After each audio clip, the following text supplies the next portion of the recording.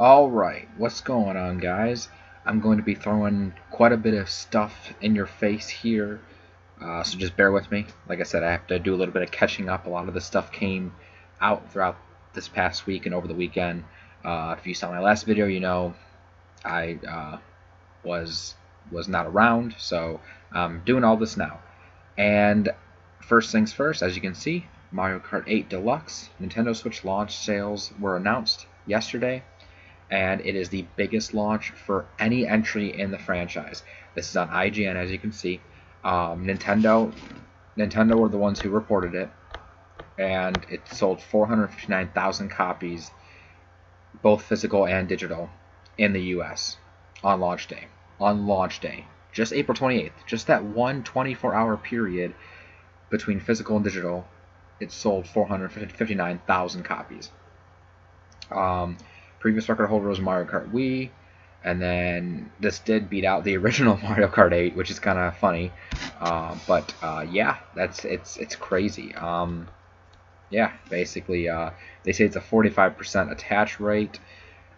Honestly, like I said, I'm not surprised. I'm not shocked. Even the Wii U only having an install base of 13 million consoles out there in the wild. Mario Kart 8 had sold like more than half of that. I want to say it's like 6, 7, maybe 8 million. I don't remember the actual number off the top of my head, but I do know that a majority of Wii U owners had Mario Kart 8. Mario Kart has always been Nintendo's biggest money pit outside of Pokemon. Outside of Pokemon, Mario Kart. More than Smash Brothers, more than Zelda. So, no, I'm not surprised. I'm definitely not surprised, especially with the Switch being right off the bat a lot more popular, a lot more faring better than the Wii U was.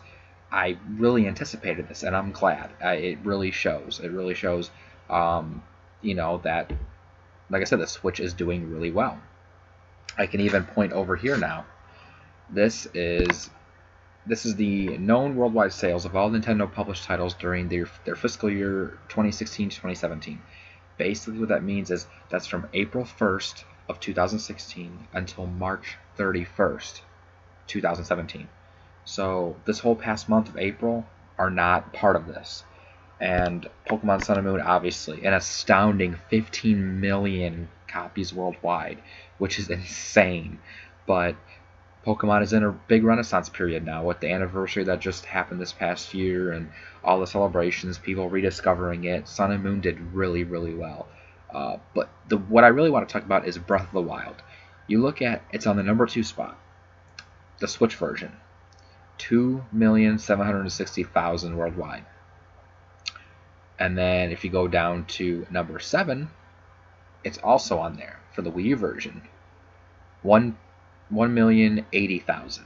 So if you add those totals up, Breath of the Wild has sold almost 4 million. It's literally like 3.8 million worldwide for the fiscal year of 2016-2017. And then you got to also factor in Breath of the Wild didn't come out till March 3rd, 2017.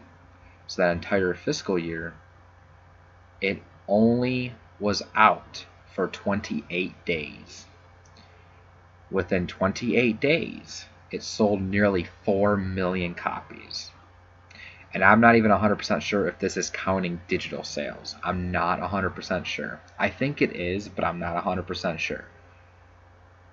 Now let's think about this. This was March 31st, 3.8 million worldwide. We've had over a month now since then. It's now May 3rd. Let's think about that. It's probably well over 4 million. It's really crazy to think about the success of Zelda, the success of Mario Kart.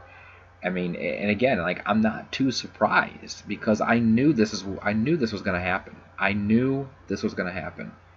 And like I said, there's haters all around. There's haters trying to push us down, trying to tell us don't have fun with our Switches, trying to tell us, oh, the defects. Oh, all the Switch has is Zelda and Mario Kart. Oh, yeah, you know, that's why it's selling so much. Well, we're here playing our games. What are you guys doing? You guys are just on the internet, trolling. When we have games that are selling millions of copies. Millions of copies. And if you want to talk about more content coming out, let's talk about this. The Breath of the Wild expansion pass, the DLC pack 1.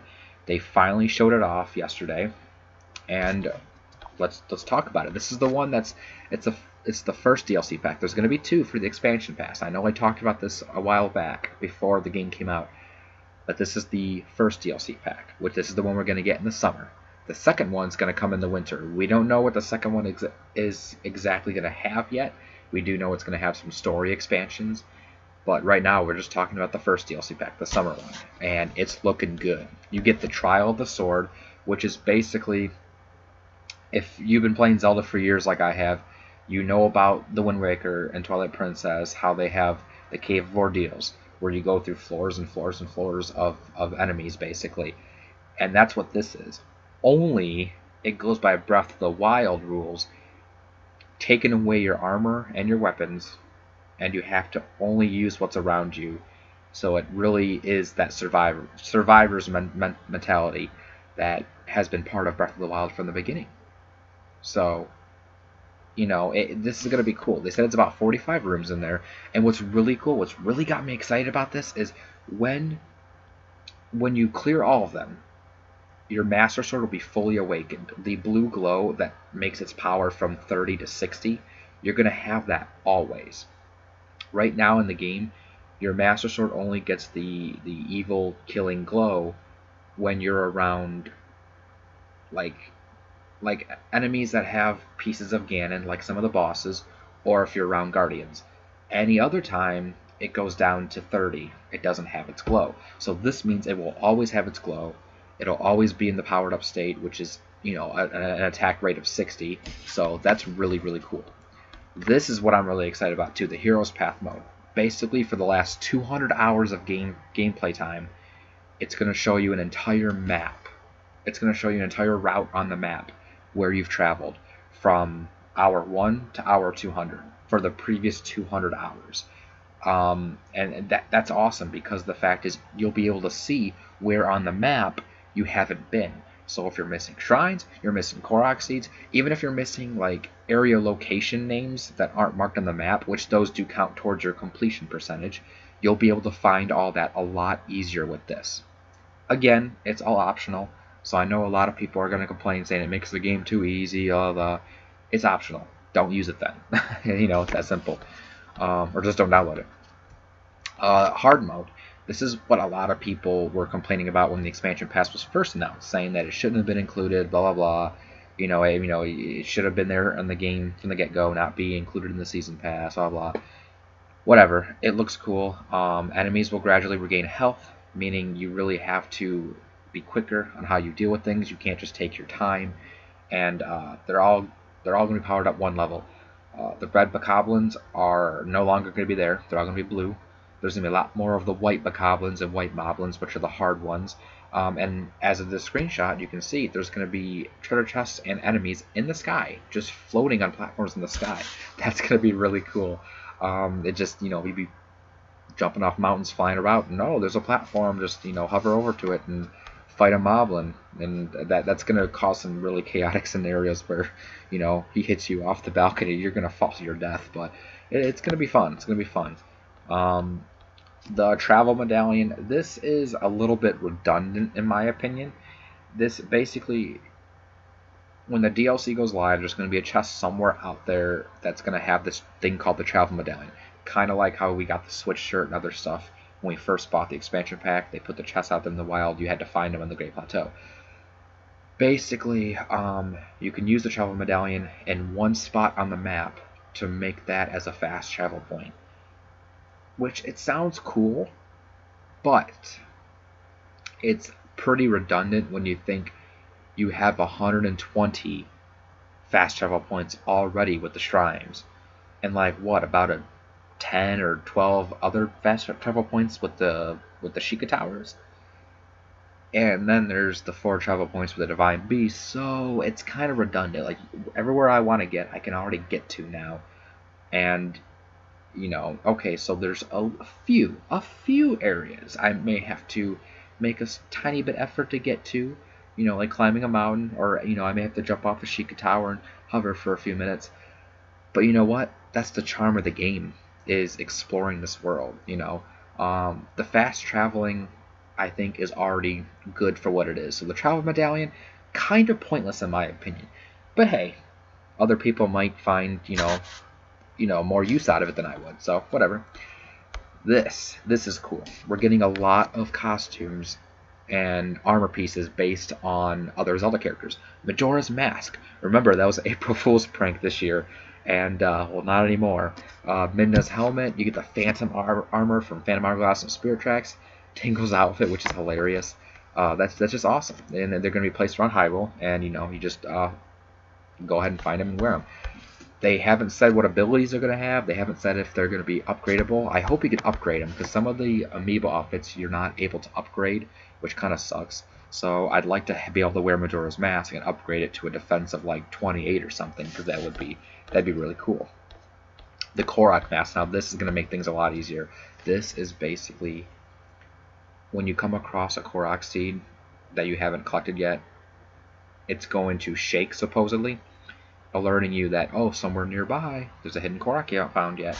So it'll really make it easier to find those 900 Korok seeds.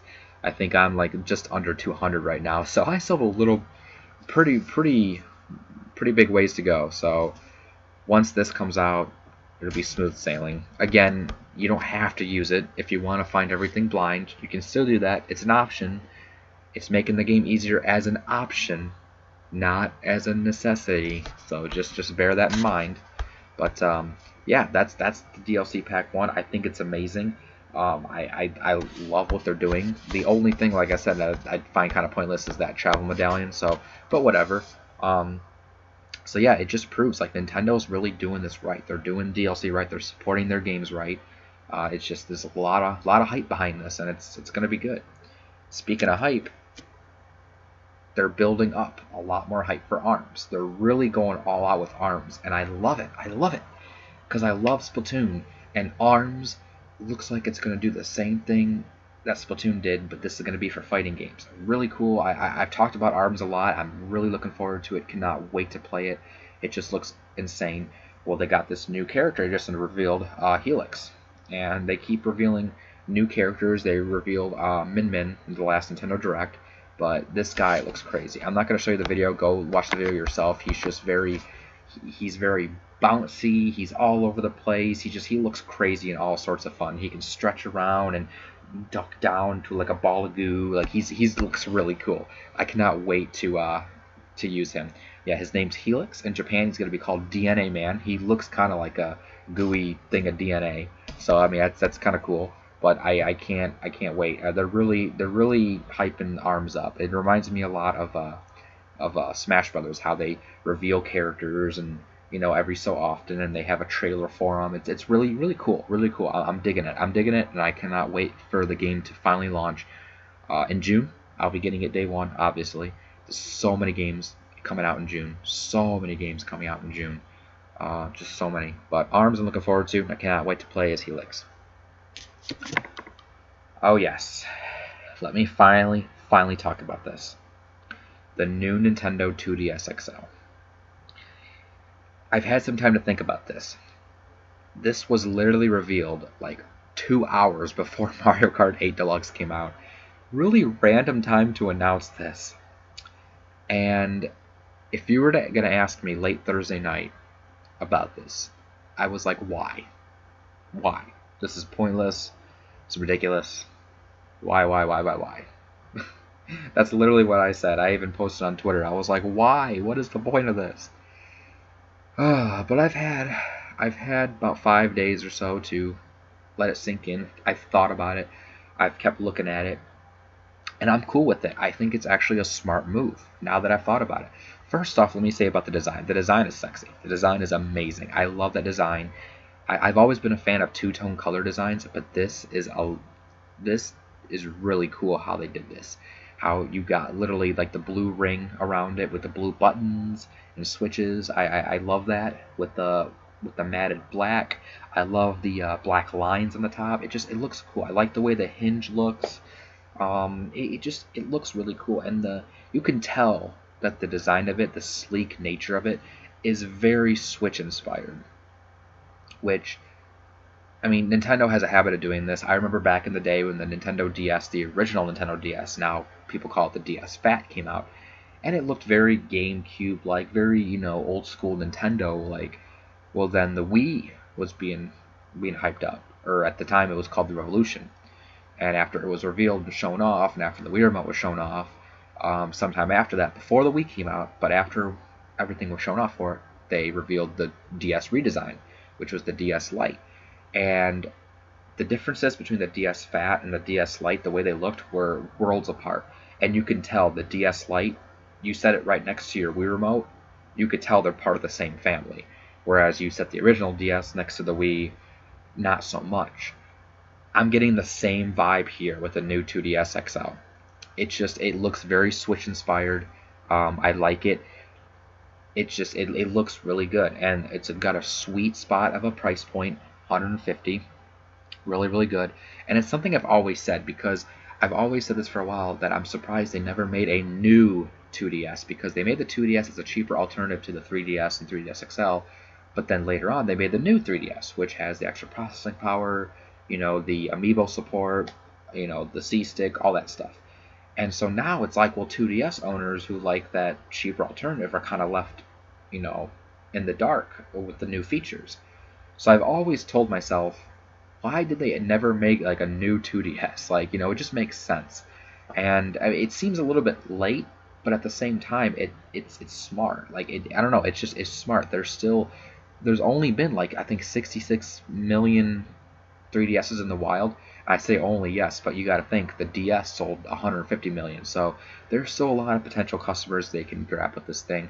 The 3DS in general still has at least 2 to 3 years left of life in it. It's not going to be going away anytime soon. So, and I think this is really good. And it's half the price of a Switch, so it's definitely a good, cheaper alternative. It's really cool. Like I said, I like the design of it. I like the color. It's really, really cool. Now, me personally, I don't know if I'm going to get it. I highly doubt I'm going to get it, just because the fact is I love the 3D on the 3DS. I have since day one, and obviously this does not have 3D. And I like my new 3DS XL so much. I've had it since day one, obviously. I love it. But it's definitely, I do applaud this move. Like I said, if you would have asked me on Thursday night, I would have been like, what? But I think it's a really good move now. Really good move by Nintendo. Props to you guys. One last thing I want to talk about is Splatoon 2. Nintendo has been doing this, basically it's a backstory about the Squid Sisters, what happened after Splatoon.